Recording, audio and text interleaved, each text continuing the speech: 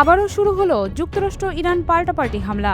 একদিন আগে যুদ্ধবন্ধের ঘোষণা দিয়ে মধ্যরাতেই ইরানে হামলা চালায় যুক্তরাষ্ট্র। আর সেই হামলার জবাব দিতে ইরান পঞ্চম মার্কিন নৌবহর এবং জর্ডানে অবস্থিত মার্কিন বিমান ঘাঁটিতে ভয়াবহ হামলা চালিয়েছে তেহরান।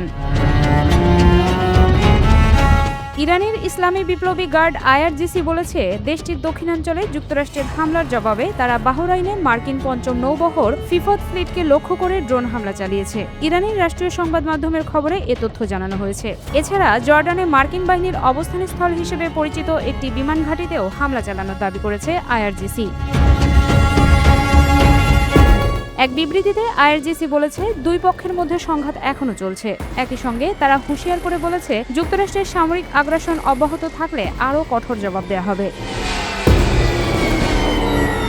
আইআরজিসি আরও বলেছে, যুক্তরাষ্ট্র ইরানের দক্ষিণাঞ্চলে জাস্ক, সিরিক ও কেশম দ্বীপে কয়েকটি স্থানে হামলা চালিয়েছে। তারই জবাব দিতে বাহরাইন এবং জর্ডানের একটি বিমান ঘাঁটিতে দূরপাল্লার ক্ষেপণাস্ত্র হামলা চালানো হয় বলে দাবি করেছে আইআরজিসি।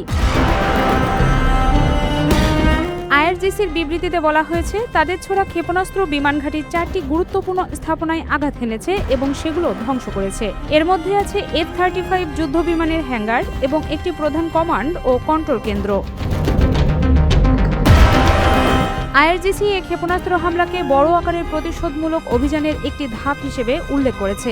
তাদের দাবি, এ অভিযানের অংশ হিসেবে মধ্যপ্রাচ্য জুড়ে বিভিন্ন মার্কিন বিমান ও নৌঘাঁটির 21টি নিশানায় আঘাত হানা হয়েছে। পাশাপাশি ইরানের আকাশসীমায় একটি মার্কিন MQ-9 ড্রোন ভূপাতিত করা হয়েছে।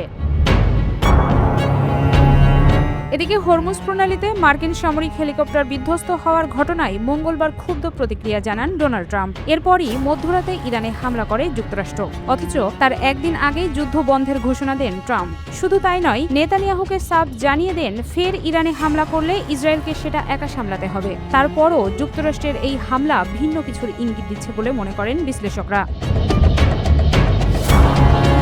ট্রাম্প অবশ্য সরাসরি বলেছেন, এবারের হামলা হরমুজে যুক্তরাষ্ট্রের অ্যাপাচি হেলিকপ্টার ভূপাতিত করার পাল্টা জবাব। রাতে তিনি নিজের মালিকানাধীন সামাজিক যোগাযোগ মাধ্যম ট্রুথ সোশ্যালে দেয়া এক পোস্টে বলেন, আমাদের সামরিক বাহিনী আমাকে জানিয়েছে, হরমুজ প্রণালীতে টহল দেওয়ার সময় ইরানিরা আমাদের একটি অত্যন্ত অত্যাধুনিক অ্যাপাচি হেলিকপ্টার ভূপাতিত করেছে।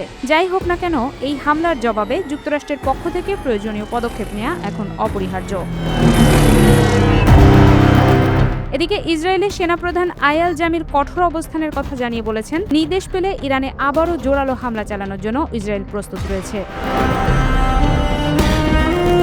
হেলিকপ্টার বিধ্বস্ত হওয়ার ঘটনায় ক্ষুব্ধ প্রতিক্রিয়া জানানোর আগে মঙ্গলবারই ট্রাম্প বলেছিলেন, আমরা চমৎকার একটি চুক্তির চূড়ান্ত পর্যায়ে রয়েছি। এ চুক্তি কোনোভাবেই ইরানকে পারমাণবিক অস্ত্র তৈরি করতে দেবে না। চুক্তি সই হওয়ার 2-3 দিনের মধ্যে হরমুজ প্রণালী খুলে দেওয়া হবে জানিয়ে তিনি বলেন, আগামী 2 সপ্তাহের মধ্যে ইরানের বিরুদ্ধে চূড়ান্ত বিজয় ঘোষণা দেওয়া হতে পারে।